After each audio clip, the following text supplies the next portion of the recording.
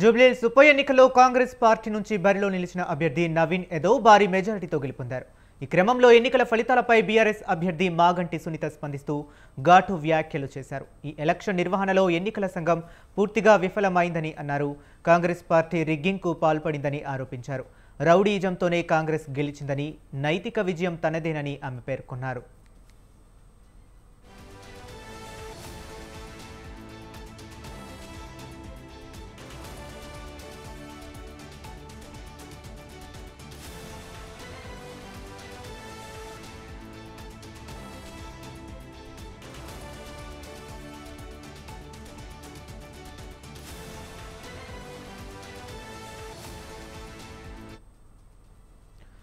జూబ్లీహిల్స్ ఎన్నికల ఫలితాల్లో భాగంగా కాంగ్రెస్ అభ్యర్థి నవీన్ యాదవ్ బల్కంపేట అమ్మవారిని దర్శించుకుని ప్రత్యేక పూజలు నిర్వహించారు.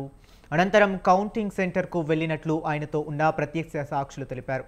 కౌంటింగ్ సమయంలో ప్రత్యర్థి పార్టీ బీఆర్ఎస్పై మొదటి నుంచి చివరి 10 రౌండ్ల వరకు ఆధిపత్యాన్ని కనబరిచి విజయాన్ని సొంతం చేసుకున్నట్లు తెలిపారు.